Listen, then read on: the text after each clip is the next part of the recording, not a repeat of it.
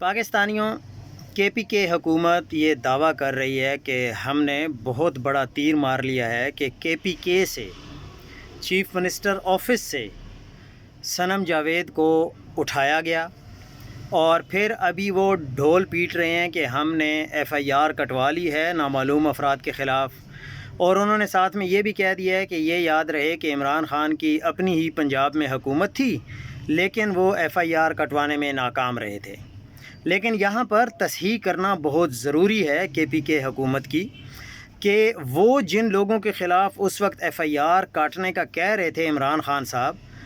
وہ پاکستان کی تاریخ کے مضبوط ترین لوگ ہیں، ان کے خلاف FIR تو دور کی بات ہے، کوئی بات نہیں کر سکتا تھا۔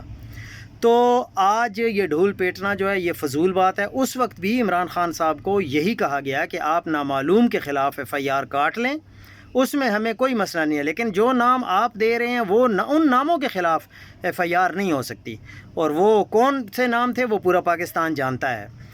اب بات یہ ہے کہ وہ اغوا ہوئی کیوں؟ CM آفس سے اغوا ہوئی تو کیا حقیقت تو اسی سے ہی پتہ چل جاتی ہے کہ علی امین گنڈاپور کتنا مضبوط ہے کہ اس نے کوشش کی کہ IG پنجاب کو کہا کہ آپ نے ایمل ولی خان سے سیکیورٹی واپس نہیں لینی، لیکن جب IG KPK کو اوپر سے حکم آیا تو فوراً سیکیورٹی واپس لینی پڑ گئی۔ تو علی امین گنڈاپور نے وہاں پہ کیا کر لیا ہے؟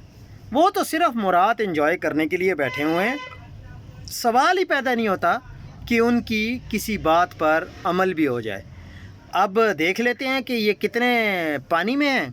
کہ یہ صنم جاوید کو رہا کروا لیں، پتہ چل جائے گا۔